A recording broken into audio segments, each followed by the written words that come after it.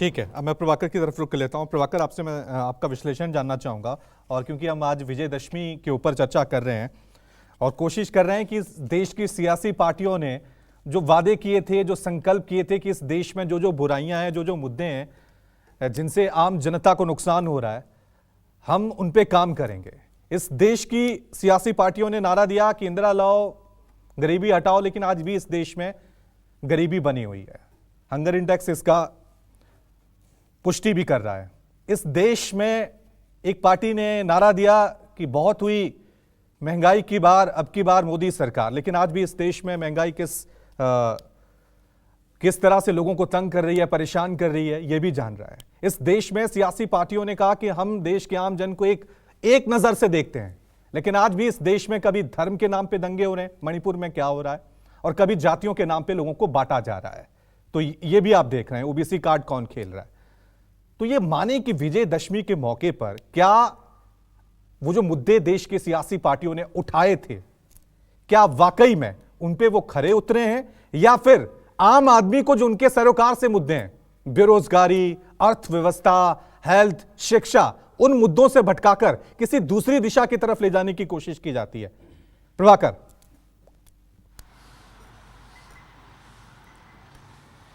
रवि, सबसे पहले हमारे दर्शकों को विजयादशमी की शुभकामनाएं। और बुराई पर अच्छाई का प्रतीक ये दशहरा है, और हम ये मान कर चलते हैं कि साल भर, कम से कम साल भर में देश ने जितनी बुराइयां देखी, आज उन बुराइयों का नाश हो जाना चाहिए, और इसी उम्मीद के साथ हम दशहरा मनाते हैं।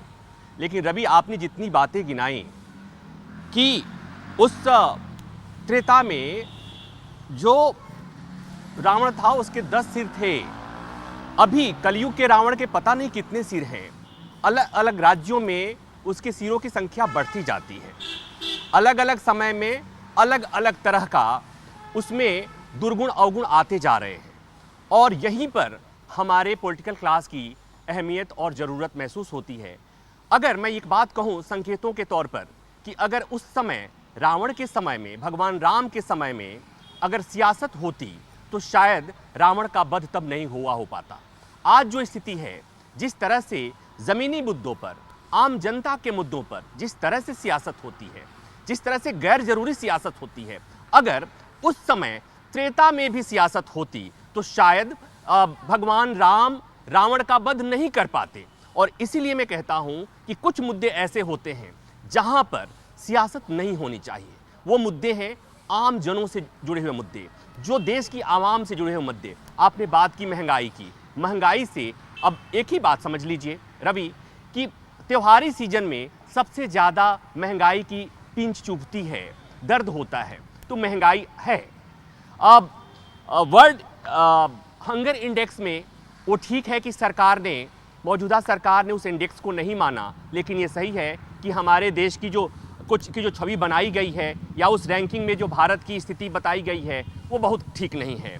दूसरी बात, मोहन भागवत ने एक बात बहुत महत्वपूर्ण कही। वो जब अपना संबोधन दे रहे थे, उद्बोधन दे रहे थे, मणिपुर हिंसा की बात की, और उन्होंने एक बात की कही कि इतनी मजबूत सरकार के होते हुए भी क्या ऐसा है कि बाहर से उपद्रवी तत्व, बाहर से ऐसी देश विरोधी शक्तियां हैं जो इस हिंसा को हवा दे रही हैं।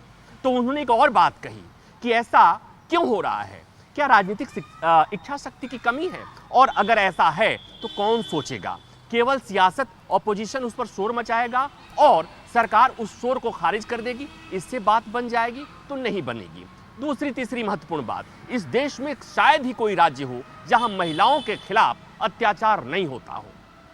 भले ही सरकारें अपने अपने हिसाब से दावा करती हों, लेकिन जब हम दशहरे की बात करते हैं तो हम रावण की जब बात करते हैं, बुराई के प्रतीक की बात करते हैं, और सीता जी की बात करते हैं, तो महिला स्वाभिमान की बात करते हैं, महिला अस्मिता की बात करते हैं, और करीब करीब देश के सभी राज्य महिला अस्मिता की सुरक्षा में फिसड्डी ही रहा है। तो मुझे जो लगता है कि केवल इसलिए कि विधानसभा चुनाव लड़ना हो, केवल इसलिए कि लोकसभा चुनाव लड़ना हो, और केवल इसलिए कि हमें सरकार बनानी हो, और इसलिए हमें केवल वोट पाने के लिए अगर सरकारें जो इस तरह से हथकंडे अपनाती हैं, मैं बहुत सावधानी से शब्द का इस्तेमाल कर रहा हूं, हथकंडे अपनाती हैं, हालांकि डेमोक्रेसी में हथकंडे अपनाकर ही सरकारें बनती हैं, इसमें कोई दो राय नहीं। चाहे वो दुनिया का सबसे पुराना लोकतंत्र हो या दुनिया का सबसे बड़ा लोकतंत्र हो, सरकार बनाने में हथकंडे अपनाए जाते हैं।